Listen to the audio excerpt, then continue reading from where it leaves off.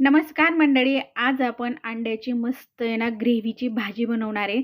तर अगदी चमचमीत आणि झणझणीत असं वेगळ्या पद्धतीची आपण अंड्याची भाजी बनवणार आहे. तर नेहमी तर आपण अंड्याचे वेगवेगळ्या भाज्या किंवा छान असे मस्त पदार्थ बनवत असतो.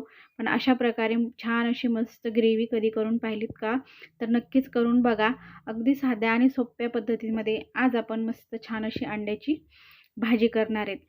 तर रेसिपी सुरू करण्याआधी ज्या ताई माझ्या चॅनलवर नवीन असाल त्यांनी एक लाईक करा आणि आपल्या चॅनलला सबस्क्राईब देखील करा. तर पहा, अंड्याची भाजी बनवण्याकरिता इथं मी 4 अंडी घेतलेली आहे. तर अंड्यांचं प्रमाण तुम्ही किती व्यक्तींसाठी बनवताय त्यानुसार तुम्ही इथं जास्त कमी घेऊ शकतात. तर इथं मी 4 अंडे अशा पद्धतीने आपल्याला चमचीच्या सहाय्याने मी इथं फोडून घेणार आहे. तर पहा, अशा प्रकारे मी इथं 4ही अंडी अशा पद्धतीने मी इथं फोडून घेतलेले आहेत. आता एका पॅनमध्ये मी इथे आहे ना 2 चमचे तेल गरम करायला ठेवलेलं आहे. छान असं आपल्याला हे तेल व्यवस्थित असं ह्या पॅनमध्ये ना पसरवून घ्यायचं आहे. म्हणजे आपण जेव्हा अंडी टाकतो ना, तर तेव्हा ते खाली चिकटले जाणार नाही. व्यवस्थित आपल्या मस्त तेलामध्ये हे अंडी ना फ्राय होतात. तर पहा, आता ह्या अंडींना आहे ना 1 ते 2 मिनिटासाठी ना मोठ्या गॅसवर छान असं मस्त तेलामध्ये परतून घ्यायचं आहे. तर हे अंडे जर असे तेलामध्ये परतून घेतले ना, तर मग खूप छान मस्त आपल्या ह्या भाजीची चव तर लागतेच. पण सोबतच याचा जो काही वास येतो ना, तो सुद्धा कमी होतो. त्याच्यामुळं इथे ना अंडी व्यवस्थित अशी तेलामध्ये परतवूनच घ्यायची आहे. मगच आपल्याला इथं भाजीमध्ये याचा वापर करायचा आहे. तर पहा, अशा प्रकारे छान अशी परतून झाल्यानंतर याच्यामध्ये मी इथे ना अगदी थोडंसं आहे ना पाव चमचा लाल चटणी टाकणार आहे आणि पाव चमचा इथे मी गरम मसाल्याचा वापर करते. तर अशा प्रकारे व्यवस्थित आपल्याला ह्या सगळ्या अंड्यांमध्ये ना व्यवस्थित हे दोघंही मसाले चांगले मिक्स करून घ्यायचे आहे. तर पहा, अशा पद्धतीने आपले छान अशी मस्त इथं अंडे परतवून झालेले आहेत. आता इथे मी ना गॅस बंद करून घेते. आता लगेचच इथे ना मी भाजी करायला घेणार आहे हे अंड्याची. तर इथे 2 चमचे मी इथं मस्त तेल गरम करून घेतलेलं आहे आणि त्याच्यामध्ये अर्धा चमचा मोहरी आणि अर्धा चमचा इथे मी जिरं घेतलेलं आहे आणि काही खडे मसालेसुद्धा टाकलेले आहेत. तर त्याच्यामध्ये मी 1 तेजपान, दालचिनीचा तुकडा, 2 हिरव्या विलायच्या आणि 2 लवंग आणि 3 ते 4 इथे मी काळी मिरी घेतलेल्या आहेत. तर अशा पद्धतीचा आपला हा खडा मसाला होता. व्यवस्थित तेलामध्ये छान असं परतवून झाला की लगेच याच्यामध्ये मी एक बारीक चिरून घेतलेला कांदा घेतलेला आहे.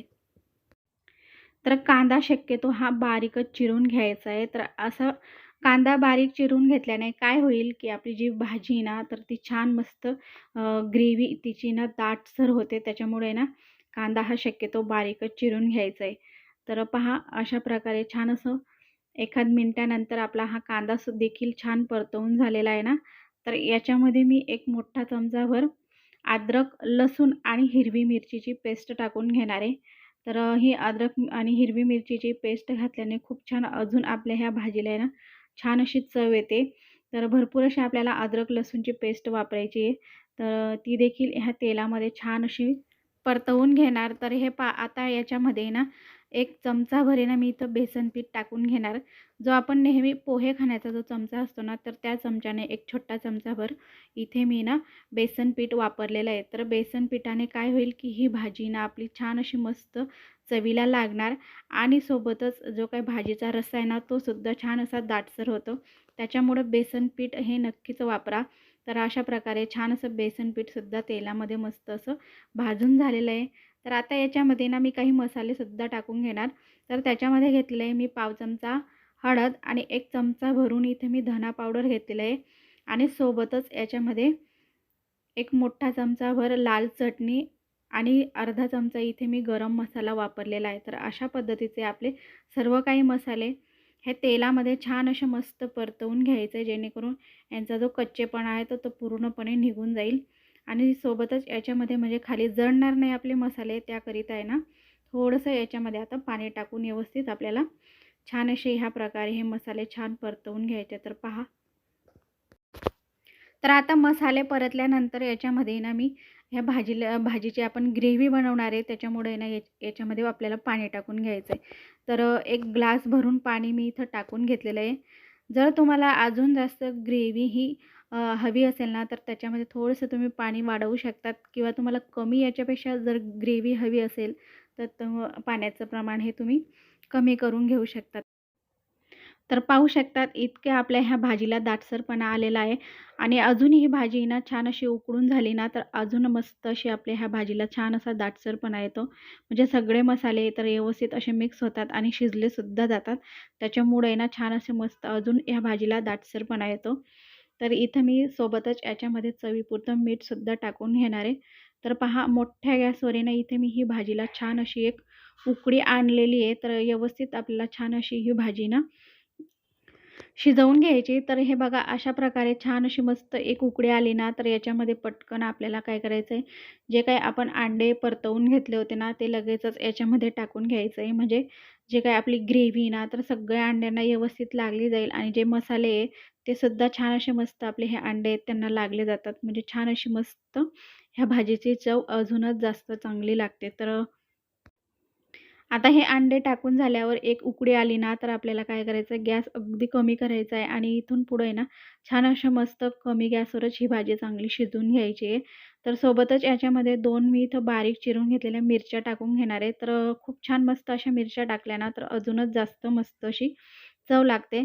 तर पहा 2 मिनिटानंतर पहा मस्त अशी आपली ही भाजी चांगली अशी शिजवून झालेली आणि पहिलेपेक्षा पाहू शकतात ह्या भाजीला आधीपेक्षा छान असा मस्त दाटसरपणा आलेला आहे आणि अतिशय सुंदर अशी आपली मस्त टेस्टी भाजी बनवून तयार झालेली आहे.